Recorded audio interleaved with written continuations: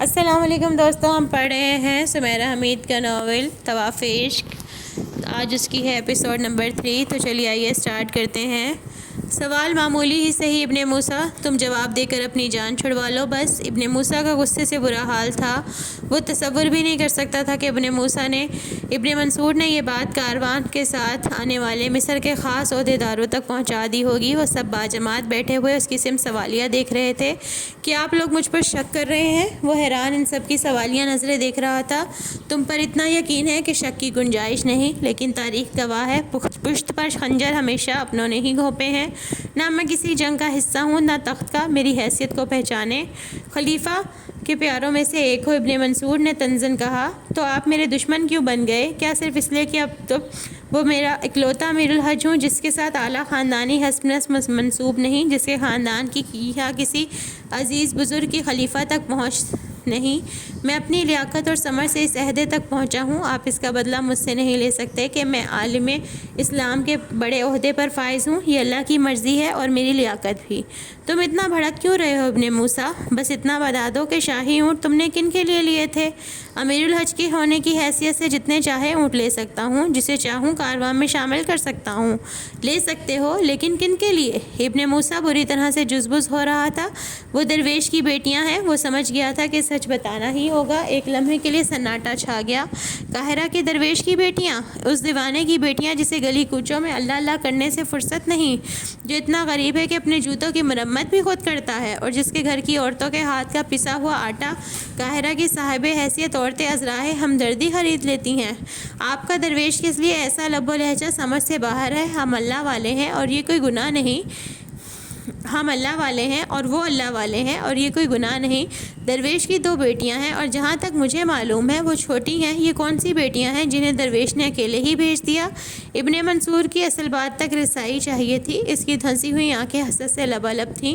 ان کے بھائی کی بیٹیاں ہیں۔ ابن منصور نے سر ہلایا۔ کیا تمہیں کسی نے بتایا ہے کہ جھوٹ بولتے ہوئے تمہارا سینہ پھولنے لگتا ہے؟ ابن موسیٰ نے کڑی نظروں سے اسے دیکھا۔ کیا تمہیں کسی نے خبردار کیا ہے کہ امیر الحج کو کچھ قتل معاف ہیں؟ یہ بات زہر میں بجھے تیر کی طرح ابن منصور کو لگی۔ تم مجھے قتل کرو گے؟ مجھے؟ اب اپنی بکواس بند رکھو۔ ہم کاروان حج میں شامل ہیں۔ قصبۃ الکعبہ اور محمل شریف ہمارے ساتھ ہیں۔ بہتر ہوگا تم اپنے ذاتی انات درمیان میں نہ لاؤ۔ میں کاروان کا امیر ہوں، مجھ سے دوبارہ اس لب و لہجے میں بات نہ کرنا۔ حاجیوں کو اپنے شر سے بچاؤ، کہہ کر وہ غصے سے چلا گیا۔ وہ جب سے امیر الحج بنا تھا ان سب لوگوں کے دلوں پر سانپ لوٹ رہا تھا۔ یہ وہ پہلا امیر الحج تھا جو کسی بڑے عہدیدار کا بیٹا، بھتیجا، بھائی یا داماد نہیں تھا۔ یہ پہلا امیر الحج تھا جس کی قابلیت اور لیاقت نے اسے کارواں کی سربراہی عطا کی تھی۔ اس کے استاد محترم خلیفہ کے دوستوں میں سے تھے اور یہیں سے اس کے لیے امیر الحج بننے کے راستے بنے تھے۔ انسان پیدا بھی نہیں ہوا تھا اور حسد پیدا ہو گیا تھا۔ حسد اتنی پرانی بیماری ہے، اس حسد نے شیطان کو کہیں کا نہیں چھوڑا تو یہ حسد انسان کو کہاں کا چھوڑے گا۔ اسے خلیفہ کے حاسدین کی پرواہ نہیں ہوتی تھی، وہ صرف چند لوگوں کا جواب دہ تھا۔ درویش نے ٹھیک کہا تھا، لوگ اسلام پر ایمان تو لے آئے ہیں لیکن وہ اپنے دلوں میں اسلام نہیں لائے۔ جو مذہب امن و سلامتی ہے اسے اپنے لیے جنگ و جدل کا میدان بنا رہے ہیں۔ ابن منصور، اتنے بڑے کارواں میں سے ان لوگوں کو ڈھونڈنا آسان نہیں تھا جو درویش کے گھر سے تھے۔ ایک ایک کر کے ایک نام بھی لیں تو ٹھیک نہیں تھا۔ اندراج موجود تھا لیکن وہ امیر الحج کے قبضے میں تھا۔ لیکن تب یہ آسان ہو گیا جب کارواں کے سفر کے 27ویں دن پڑاؤ کے وقت 3 لڑکیاں امیر الحج کے پاس کھڑی کچھ کہہ رہی تھیں۔ یہ صرف آج آپ کی وجہ سے ہوا کہ ہم اس جگہ اس مقام پر کھڑے ہیں۔ ہم نے زمین کے مختلف حصوں پر نمازیں ادا کی ہیں، تلاوت قرآن پاک کی ہے، اجنبی ہواؤں کے سلام وصول کیے ہیں، میٹھے کنووں کے پانی پیے ہیں۔ یہ سفر صرف آپ کی وجہ سے ممکن ہوا ہے، میری وجہ سے۔ اس نے عزیزہ کو دیکھا۔ لیکن تم نے تو کہا تھا تمہارا امیر رب العالمین ہے، یہ اس کی وجہ سے ہوا۔ درویش کا کہنا ہے اللہ ہمیں جو آسانیاں عطا کرتے ہیں اس کا ذریعہ کوئی نہ کوئی ضرور بنتا ہے۔ ہماری اس آسانی کا ذریعہ آپ بنے ہیں، اس لیے آپ کا شکریہ ادا کر رہی ہوں۔ عزیزہ کی یادداشت پر وہ حیران ہوا۔ کیسا انسان تھا، درگزر کرنے کے لیے تیار ہی نہیں تھا۔ شکریہ پتھر مار کر یا پتھر مارے بغیر ایک دم سے اس کے منہ سے نکل گیا۔ وہ سنجیدہ صورت کھڑا تھا، کارواں کا سربراہ تھا، ایسے مذاق اسے زیب نہیں دیتے تھے تو وہ یہ نازیبا کام کیوں کر رہا تھا؟ عزیزہ نے جھٹکے سے سر اٹھایا۔ ایک معمولی سا پتھر ہی تو تھا، بھول جائیں اسے۔ وہ شرمندہ کم ہوئی تھی، بل زیادہ کھایا تھا۔ جنت اور آمنہ خاموش کھڑی تھیں، لیکن دل ہی دل میں ہنس رہی تھیں۔ پتھر تو معمولی ہی ہوتے ہیں، لیکن جس نیت سے مارے جاتے ہیں وہ نیت غیر معمولی ہوتی ہے۔ ابن موسیٰ نے بات کہہ کر حیرت سے اپنی بات کو محسوس کیا۔ وہ ایسی باتیں ایک لڑکی سے کیسے کر سکتا ہے؟ اتنا شرمندہ کس لیے کرنا؟ میں کوئی شیطان تو نہیں تھا جسے کنکر مارا؟ کہنے سے باز وہ پھر بھی نہیں رہا۔ عزیزہ کو سمجھ نہیں آئی کہ وہ کیا کرے، کہاں جا چھپے۔ اکثر ایسا ہوتا ہے کہ جب ہمیں ٹھوکر لگتی ہے تو ہم ذرا سنبھل کر چلنے لگتے ہیں۔ ٹھوکر اور کنکر میں فرق ہوتا ہے۔ تم نے تو کہا تھا مجھ پر پہاڑ اٹھا کر دے مارو گی، احرام بھی۔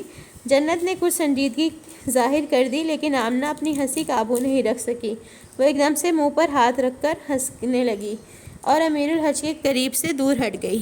کچھ گنا کنکر بہت بھاری پڑتے ہیں، وہ زیر لب بڑبڑائی، پاؤں جھٹک جھٹک کر چل رہی تھی۔ ابن موسیٰ مسکرائے بغیر نہیں رہ سکا، ابن منصور بھی آنکھوں کو اندر دھنسائے بغیر نہیں رہ سکا۔ وہ ان چاروں کو باتیں کرتے دیکھ رہا تھا اور پھر ان تینوں کے پیچھے لپکا۔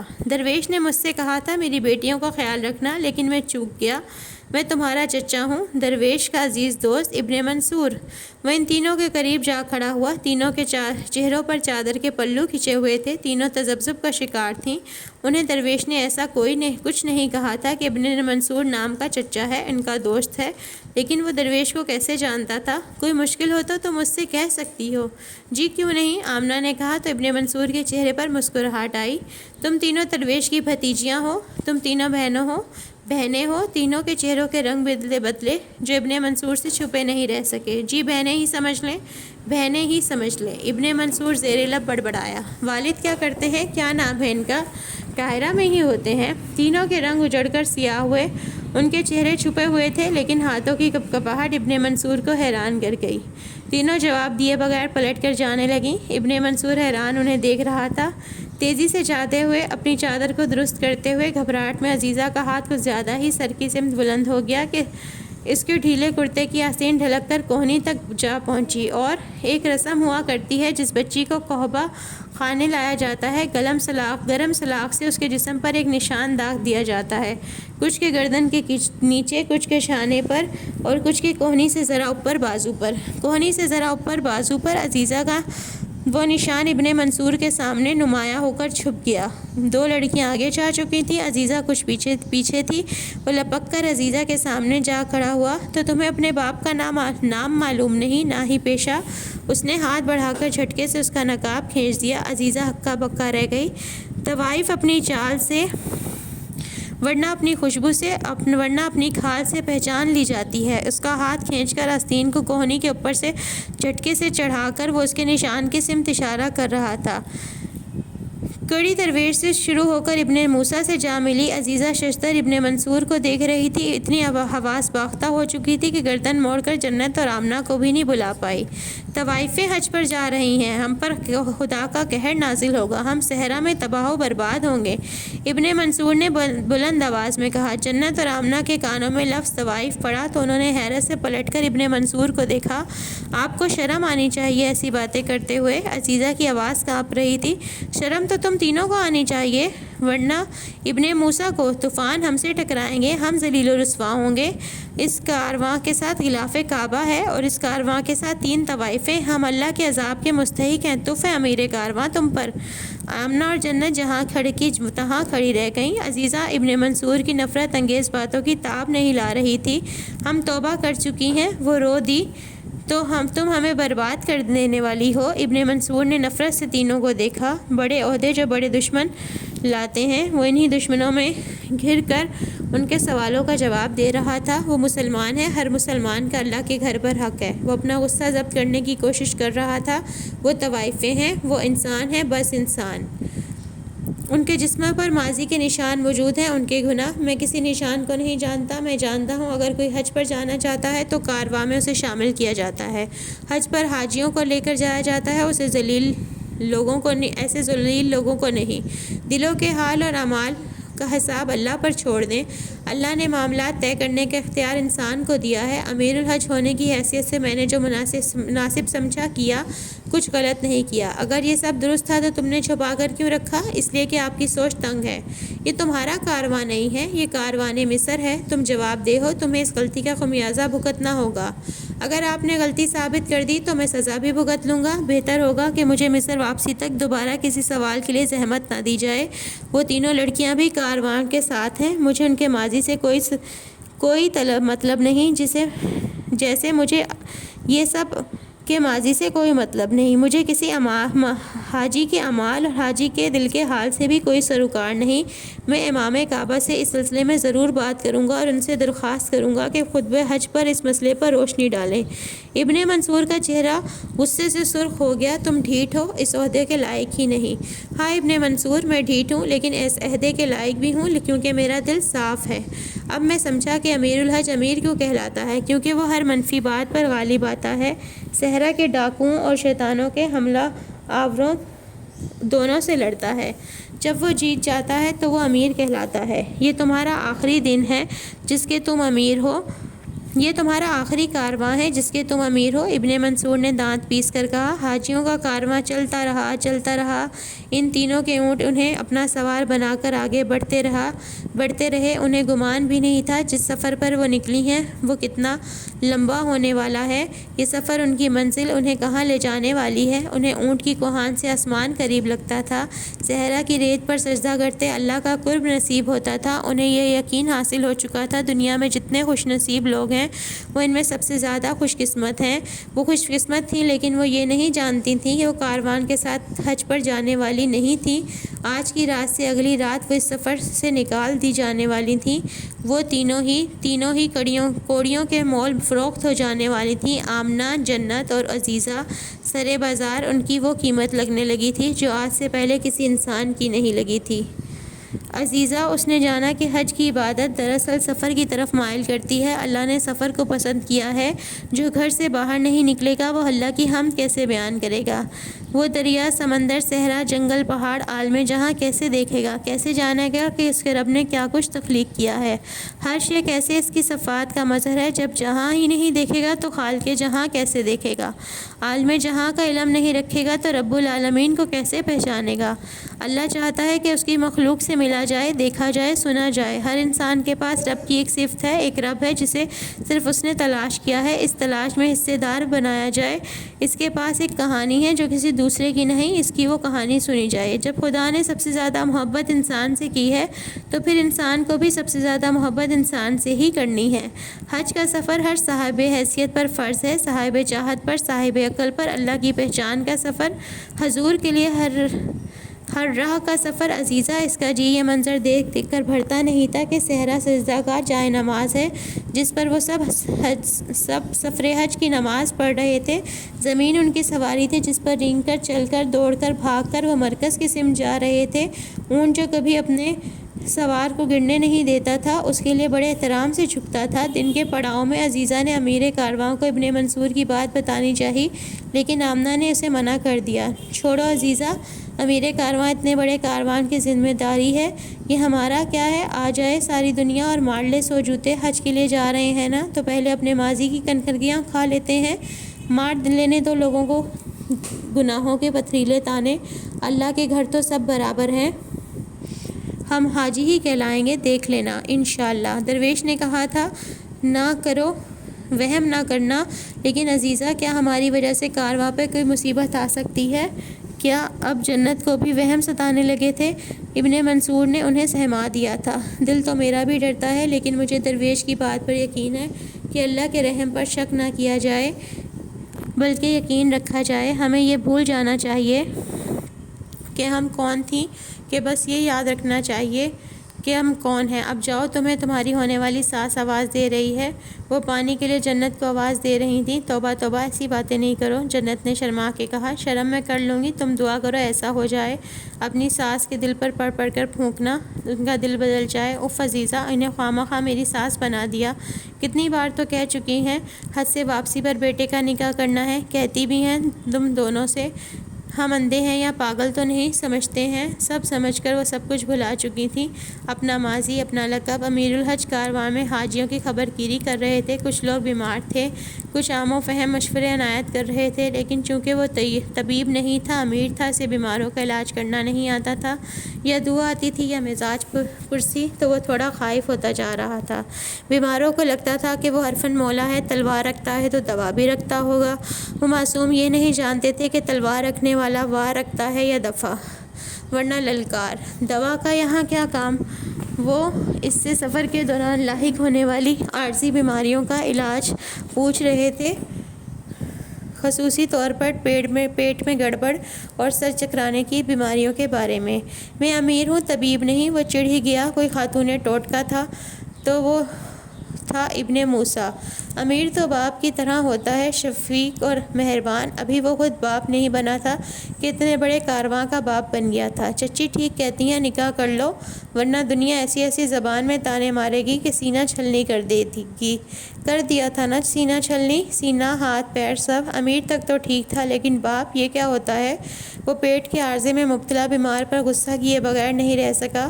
بہت سارے بچے ہوتے ہیں نا، ان کا والد محترم ہونا۔ جو اونٹ بان ان سے نکاح کا مشورہ دے چکا تھا، وہ دانت نکال کر اس کی معلومات میں اضافہ کر رہا تھا۔ تمہارا نکاح ہو چکا؟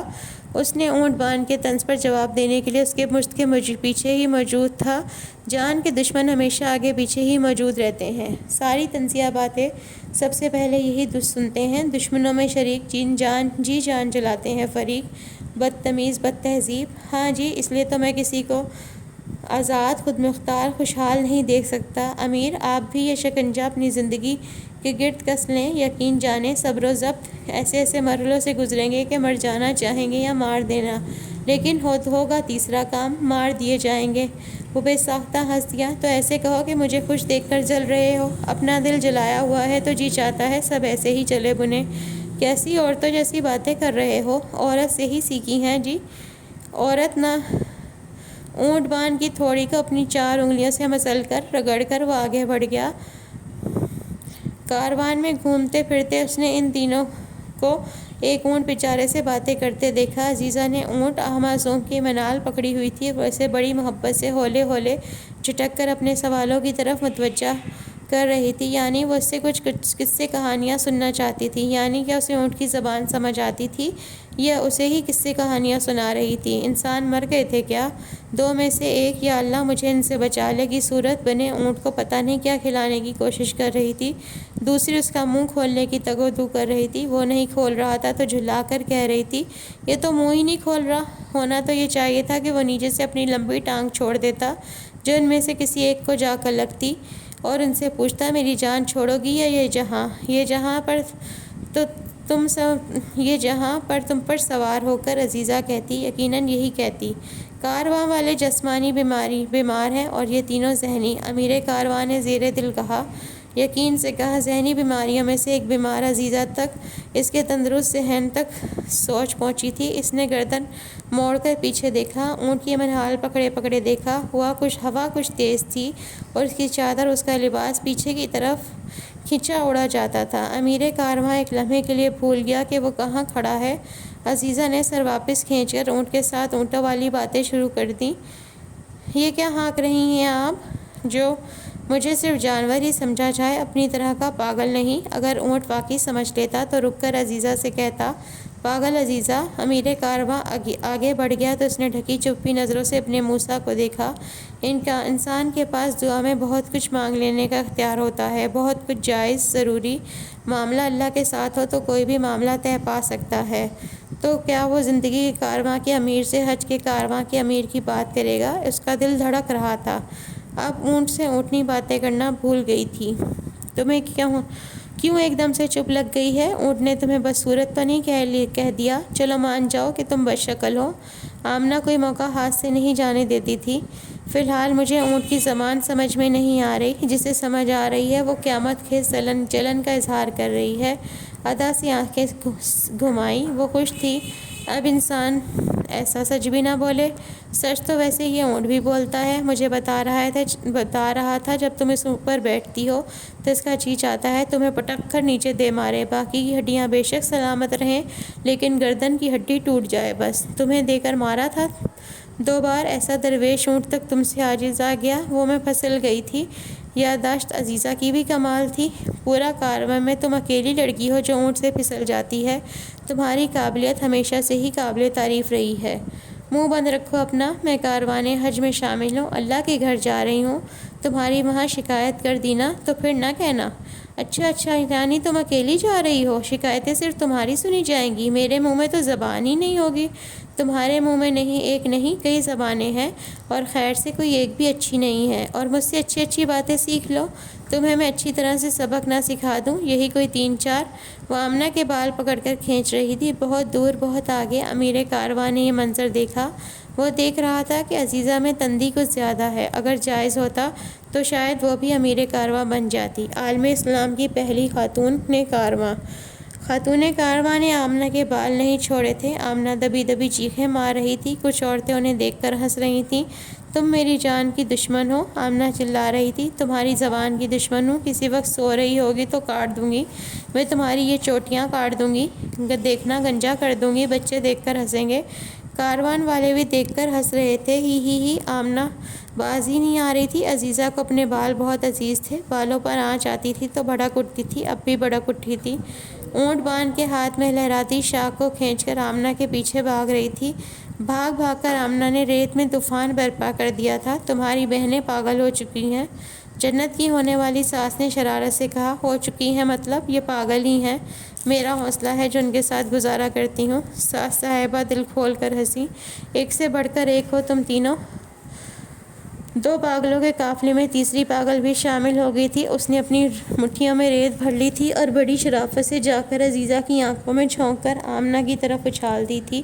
دور بیٹھے اونٹ بان ہنس رہے تھے۔ عزیزہ ویسے تو کافی سمجھدار تھی، لیکن اتنی سی ریت آنکھوں میں وہ اندھی ہو گئی۔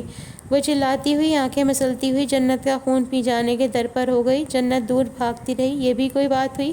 امیر کاروان جن کی خبر گیری کر رہے تھے ان کی خبر لینا بھول گئے واللہ، اور ان بیماروں کی خبر گیری کرنے واپس پیچھے آئے جن کے آس پاس آگے پیچھے پھرتی عزیزہ اپنی آنکھوں کے دشمن کو ڈھونڈ رہی تھی۔ ویسے تو امیر کارواں پہلے چڑ گئے، لیکن اب انہیں ایک دم سے پیٹ کی خرابی کا ٹوٹکا یاد آیا۔ وہ اس ٹوٹکے کو اپنے دل میں دبا کر واپس بیمار کے پاس آئے۔ امیر بیچارے کھڑے وہ بیمار کے پاس ہے، لیکن دیکھ وہ کیا آپ بیمار کی طرف دیکھنا بھی پسند کریں گے امیر؟ یہ بات کس نے کہی ہوگی بھلا؟ بالکل اسی اونٹ بان نے جو ایسے ہر موقع پر موجود ہوتا تھا۔ تم نے ارادہ باندھ دیا ہے؟ میرے ہاتھوں ہی قتل ہو گئے۔ امیر نے اب اس کی گردن پر ہاتھ رکھ دیے۔ قتل نہیں، فوت۔ امیر، جب انسان دل سے ہو جاتا ہے تو وہ فوت ہو جاتا ہے۔ بیچارہ آپ کا دل، کہاں قبر بنوائیں گے اس کی؟ صحرا میں یا تمہارے سر میں؟ کٹے سر میں نکاح کے 2 بولوں میں بنوا لیں۔ فوت شدہ دل کو قبول ہے میں دفنا دیں۔ فوت شدہ دل، قبول ہے دل، امیر کارواں کا دل، امیر کارواں کا دل۔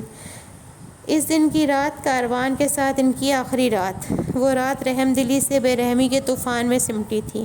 ان کے کارواں پہ بدوؤں کا حملہ ہوا تھا۔ خاموش کارواں میں ایسی دہائی مچی تھی جسے دیکھتے ہی دیکھتے تند ہوائیں ابال مچاتی، گرج کو آسمان کڑکتی بجلیوں کے جال میں بدل دیتی، سب تہس نہس کرتی۔ حملہ ایسا واردار ہوا تھا جیسے جنگ و جدل کے میدان میں موت واردار ہوتی ہے۔ کارواں سے آگے، بہت آگے، ابن موسیٰ کا تیار کیا محافظوں کا دستہ سفر کر رہا تھا۔ کسی گڑبڑ کی صورت میں وہ ابن موسیٰ کو خبردار کر سکتے تھے۔ کارواں سے مختلف سمتوں میں سفر کرنے والے جاسوس بھی چوکنا تھے۔ وہ جانتے تھے کب، کہاں، کیسے خبردار کرنا ہے۔ آتش گیر مواد آسمان کی سمت بلند کرنا تھا اور پیغام پہنچ جانا تھا۔ دن کے پیغام رساں پرندے تھے، لیکن نہ آسمان چمکا، نہ پرندہ آیا، نہ ہوا ٹھٹکی، نہ ریت مچلی۔ ان کا کارواں چلتا رہا، لٹا تو رک گیا۔ بدوؤں کا حملہ ایسے ہوا تھا جیسے وہ کارواں کو راستے کو جانتے تھے اور ریت کے سمندر میں غار بنا کر بیٹھے ہوئے تھے۔ اتنا بڑا کارواں لوٹ رہے تھے، تاریخ پر کچھ حق ان کا بھی بنتا تھا۔ صحرا ان کا تھا، صحرا سے باہر والوں سے تعاون جائز تھا۔ کارواں کے رہنما ستارے تھے، لیکن بدوؤں کو کئی اور رہنما بھی میسر تھے۔ دفاع پست نہیں کیا گیا تھا، کچل دیا گیا تھا۔ وہ کارواں سے مال سمیٹ رہے تھے۔ زخمی امیر منہ کے بل ریت میں گرا تھا، اس کی پشت کو دیو قامت بدوؤں کا جوتا مسل رہا تھا۔ نکل گیا تمہاری شجاعت کا سارا دمغم؟ ابن منصور نے امیر کارواں کی طرف چلا کر کہا۔ ہر حاجی لٹ رہا ہے، کٹوا دی مصر کی ناک۔ حاجی لٹے پٹے جائیں گے، اپنے متبرکات سے ہاتھ دھو بیٹھیں گے، عالم اسلام میں سر شرم سے جھک جائے گا۔ مصر اپنے حاجیوں کی حفاظت نہیں کر سکا، دنیا کو کیا منہ دکھائیں گے؟ وہ چلا چلا کر پوچھ رہا تھا۔ لٹتے ہوئے کارواں میں اس کی آہ جلتی پر تیل تھی۔ اپنے اسباب سے ہاتھ دھوتا ہر حاجی اپنے منصور کے لفظوں کے جال میں بڑی جلدی پھنس گیا۔ ابن موسیٰ نے اس جاہل انسان کی طرف افسوس سے دیکھا، وہ اسے نیچا دکھانے کا موقع ہاتھ سے نہیں جانے دے رہا تھا۔ سردار بدو نے گردن جھٹک کر ابن منصور کی زبان دراسی سے سیخ پا ہوتے امیر کارواں کو دیکھا۔ دشمن سے بڑا دشمن ابن منصور! سن لو حاجیو، اس سب کا ذمہ دار تمہارا یہ امیر کارواں ہے۔ اس نے یہ آسمان ہمارے سر پر گرایا ہے، اس نے کاروانوں میں طوائفوں کو جگہ دی۔ جس کارواں کے ساتھ غلاف کعبہ جا رہا ہے، اس کے ساتھ اس نے یہ گستاخی کی۔ سردار ایسی برتری حاصل کر چکا تھا، اسے یہ تماشا دیکھنا اچھا لگا۔ اس کا دل دو دل ہو چکا تھا۔ فاتح کو کچھ خوشی درکار تھی، اس نے کارواں ہی نہیں لوٹا، امیر کارواں کی ساری ہستی اجاڑ کر رکھ دی۔ وہ امیر کارواں تھا، وہ امیر صحرا تھا، اس کا حق بنتا تھا کہ برابری کے سودے کو پوری طرح سے نیست و نابود کر دے۔ طوائفیں! وہ چونک اٹھا، وہ متوجہ ہوا، پرانا حساب یاد آیا۔ کارواں کو بدوؤں کے حملے نے اتنا باز باختہ نہیں کیا تھا جتنا ابن منصور کی تقریر نے کر دیا تھا۔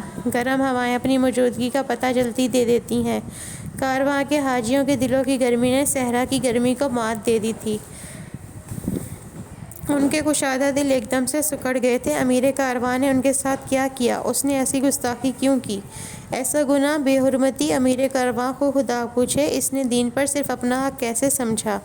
بھیس بدل بدل کر اب یہ طوائفیں دین کی بے حرمتی کریں گی؟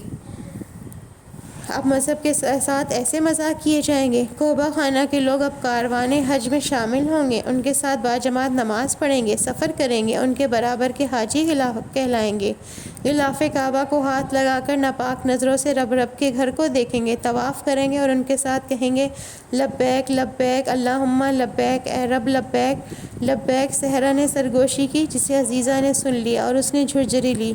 یہ ان کی نحوست کی وجہ سے ہوا۔ اگر انہیں جگہ نہ دی جاتی تو اللہ نے ہم پر عذاب بھیجا ہے کہ اس کے گھر کا غلاف لے جاتے ہوئے ہم ایسا کیسے کر سکتے ہیں؟ وہ ہچکیاں کہتے کہتے ابن منصور بلند آواز سے رونے لگا، ہچکیاں لینے لگا۔ کون طوائفیں؟ سردار بدو نے ابن منصور سے بڑے پیار سے پوچھا۔ ایک کعبہ خانہ میں کہانی شروع ہوئی تھی جو اختتام تک نہیں پہنچی تھی۔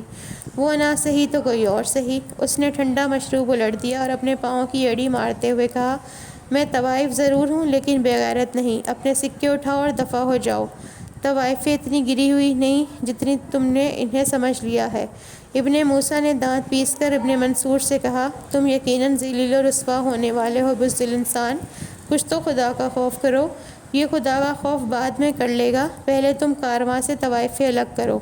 کارواں میں سب حاجی ہیں۔ ابن موسیٰ بری طرح سے زخمی تھا، لیکن یہ وہ وار تھا جو اس کے دل پر پڑا تھا۔ حاجیوں میں سے طوائفوں کو الگ کرو، اس نے چلا کر کہا، اپنی زبان سنبھال کر۔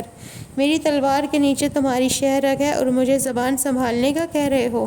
اپنی بے دینی کو داد دو، حاجیوں کو لوٹ رہے ہو۔ اس کے سر پہ کھڑے بدو کا وزنی پیر اس کی گردن پر پڑا۔ کیا تمہیں کسی نے بتایا نہیں چور اور ڈاکو بے دین ہوتے ہیں؟ چلو میں بتا دیتا ہوں، میں اکیلا ہی بے دین نہیں ہوں، سارے بے دین تم اپنے ساتھ مصر سے لے کر چلے ہو۔ ستاروں نے جو راستہ تمہیں دکھانے میں دیر کر دی، وہ ان بے دینوں نے مجھے دکھانے میں دیر نہیں کی۔ چور کے ہاتھ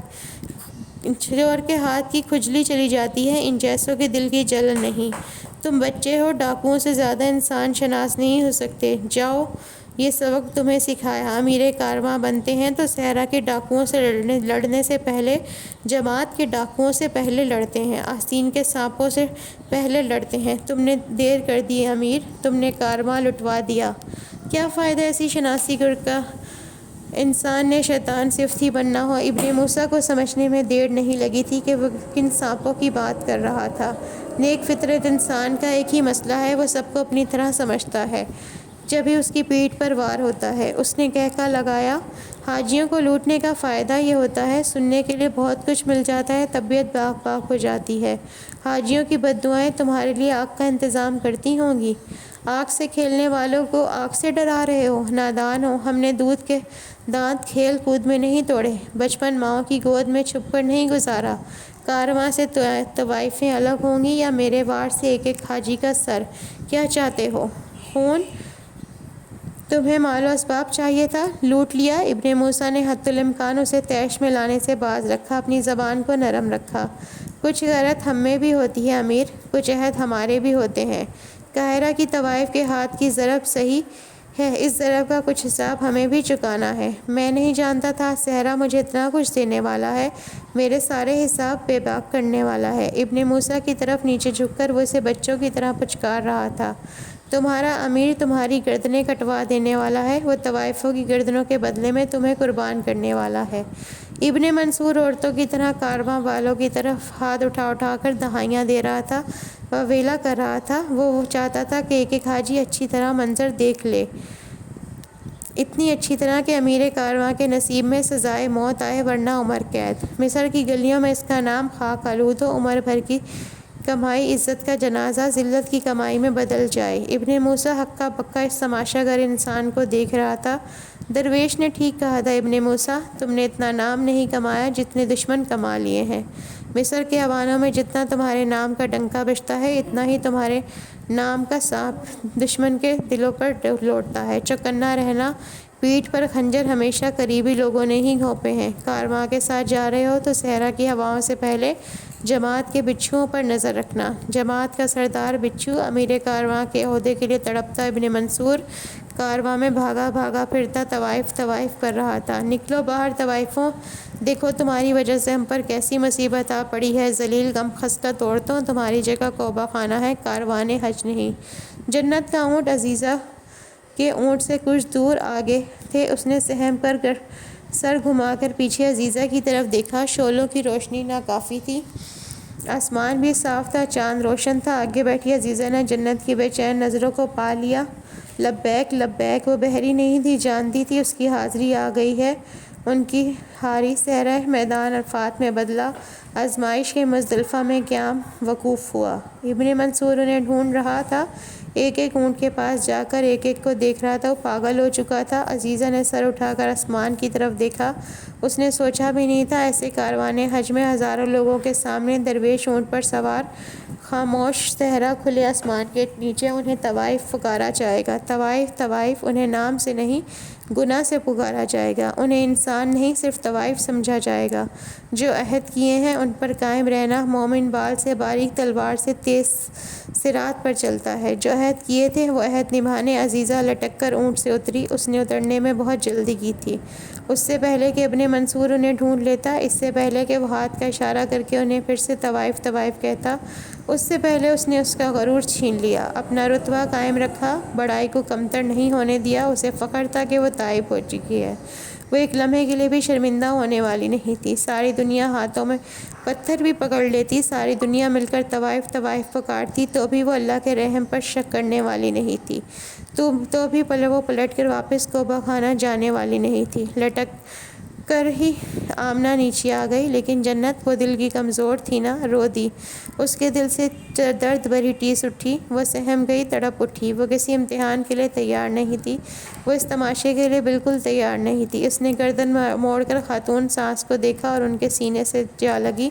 کاش دنیا یہیں ختم ہو جائے، سب مر جائیں، قیامت آ جائے۔ اس نے روتے ہوئے سوچا، انہیں اپنے سینے سے شدت سے کھینچ لیا۔ اس نے ماں نہیں دیکھی، لیکن ماں پائی ضرور تھی، پایا تھا تو بچھڑنا بھی تھا۔ صبر کرو جنت، ابھی یہ لٹیرے چلے جائیں گے تو ہم منزل پہ پہنچ جائیں گے، ابھی تو شروع ہوا ہے خالہ سفر، اس نے کہا اور اونٹ سے لٹک کر کود گئی۔ سب سے آگے عزیزہ تھی، اونٹوں، لوگوں، لٹیروں میں سے جگہ بناتی ہی ابن موسیٰ کی طرف بڑھ رہی تھی۔ تو دوستو یہ تھی آج کی ایپیسوڈ، امید کرتی ہوں آپ کو پسند آئی ہوگی۔ انشاءاللہ کل پھر ملیں گے۔ اللہ حافظ۔